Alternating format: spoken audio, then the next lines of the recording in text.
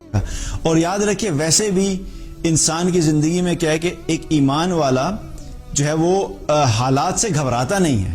ایسا نہیں ہے کہ اس کو فیل نہیں ہوتا, فیل تو ہوتا ہے لیکن گیو اپ نہیں کرتا, وہ کارنر آؤٹ نہیں ہو جاتا, وہ بنکر موڈ میں نہیں چلا جاتا, وہ صرف روتا دھوتا نہیں ہے.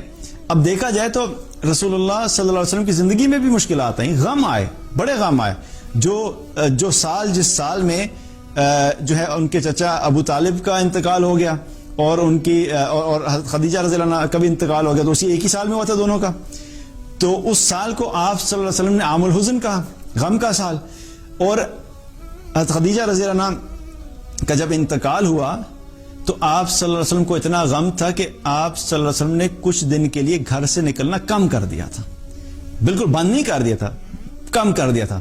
لیکن وہ بھی چیز کیا ہوا, سارا وقت نہیں رہی. ایسا نہیں رہا کہ اب اس چیز کو جو ہے وہ کانسٹنٹلی ایک لمبے عرصے تک لے کے چلے. ٹیمپرری تھی, فیلنگ تھا, لیکن آپ صلی اللہ علیہ وسلم نے ہمیں راستہ دکھایا کہ ٹھیک ہے زندگی میں آتے ہیں حالات, مشکلات آتے ہیں, but we have to move on, ہمیں آگے چلنا ہے. اور ویسے بھی اگر ہم دیکھیں تو ہم دنیا میں جو آئے ہیں وہ آئے کس لیے ہیں؟ وما خلقت الجن والانس الا لیعبدون, اللہ کی بندگی کرنے کے لیے آئے ہیں. اور اللہ کی بندگی کے نتیجے میں ہم ایکسپیکٹ کیا کرتے ہیں؟ اللہ کی رضا اور جنت. تو ہم اصل میں تو آئے بھی جنت کمانے کے لیے. ہمارا سفر جو ہے وہ کوئی دنیا کا سفر نہیں ہے, وہ صرف 60 سال کا سفر نہیں ہے. ہمارا اصل سفر تو مرنے کے بعد کا سفر ہے. اور یہ زندگی جو ہم گزار رہے ہیں وہ سفر کے لیے گزار رہے ہیں, اس سفر کی تیاری کے لیے گزار رہے ہیں.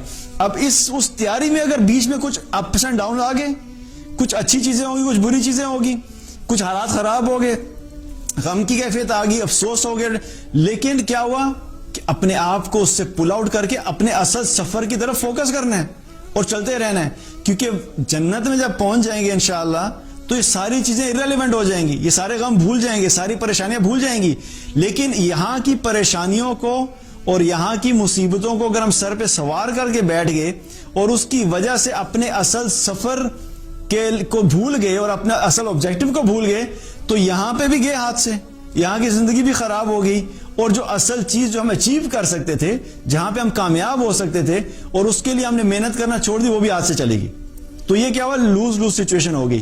تو غم کی کیفیت جو ہے وہ آتی ہے, اس کا ایک حل کیا نکلنے کا کہ لوگوں کے ساتھ بھلائی کا معاملہ کرنا شروع کر دیں, لوگوں کے اوپر احسان کرنا شروع کر دیں, لوگوں کی مشکلات کو دور کرنا شروع کر دیں, لوگوں کے مسائل کو حل کرنا شروع کر دیں.